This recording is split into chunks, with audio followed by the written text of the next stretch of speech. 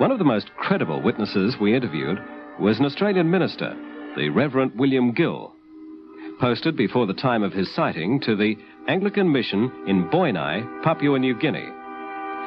One night at 7:45, as he stood with 38 other people at the edge of the mission playing field, every one of them saw the same thing.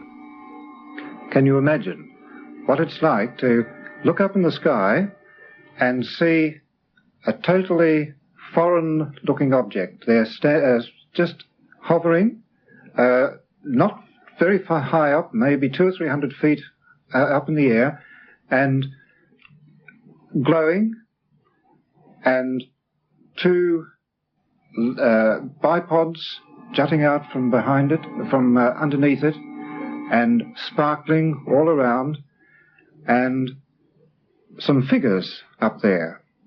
This solid-looking object, and figures walking about on top, and not the slightest noise whatsoever. And so we waved. Wouldn't it be wonderful if we could get this object down onto the playing field? And as we waved, wondering whether we'd get some recognition and whether perhaps they would understand what we wanted, they waved back. So I asked a boy to go quickly down, bring me a torch, bring me a pencil, bring me paper, and return as quickly as he can so that I can get any other events that occur and minute-by-minute movements, so that at least we'd be able to talk about it the next day. And this he did, very, very quickly. He brought it back, and he brought the torch and put the torch on and shone it to the craft. And as he did so, he waved moved the torch this way.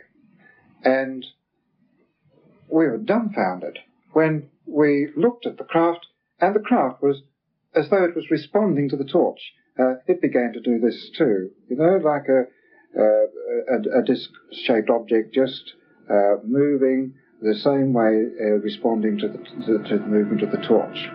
Next day, just prior to the evening service, about 7 o'clock, the thing was there again. It had arrived about an hour earlier, and we all decided to have the normal evensong that we do have on those nights, because, well, the thing was out there outside the church anyway, and we felt it wouldn't go away during the service, and it didn't. When we came out, there it was, still up in the sky. And so for another hour or two we watched, and then suddenly it did go, and there was this amazingly incredible speed that the whole craft disappeared to nothing across the bay in a matter of a second or so. Well, now, what are we to think of this kind of phenomenon? People claiming to see things such as I did. There were 38 of us, and we all believe that we saw it, but of course we don't expect other people to believe us if they don't want to.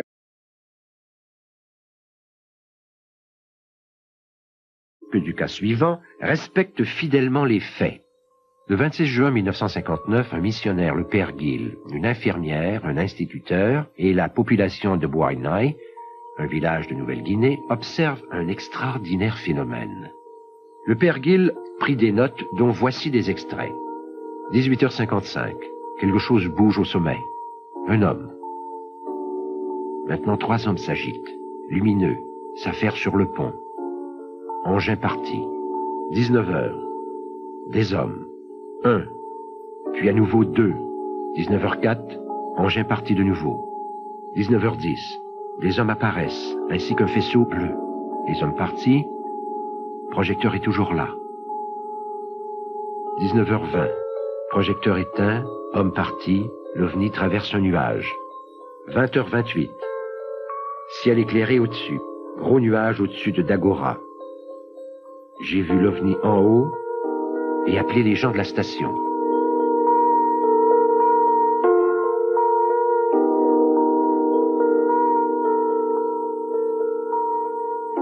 « 20h29. Deuxième OVNI planant au-dessus de la mer.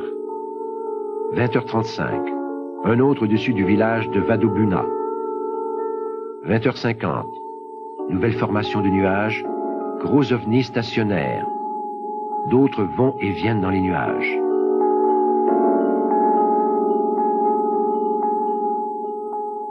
21h05, formation de nuages, les numéros 2, 3, 4, partis. 22h, toujours stationnaire. Cette visite qui dura presque 24 heures ressemble singulièrement à une exhibition. Tout se passe comme si les extraterrestres, avec ce genre de mise en scène, disons, avec ce cinéma, voulaient nous inciter à réfléchir. Mais l'observation du père Gill n'était pas finie. Le lendemain soir, la chose est descendue très bas. L'engin, toujours lumineux, était net, plus rapproché. Il y avait ces silhouettes sur le pont. Enfin, c'est ainsi que j'appelle le sommet. L'instituteur m'a dit, je me demande s'il va atterrir sur le terrain de jeu. J'ai répondu, pourquoi pas. Eric, qui était toujours avec moi, et un autre garçon, ont agité les bras, et les silhouettes en réponse ont elles aussi agité leurs bras.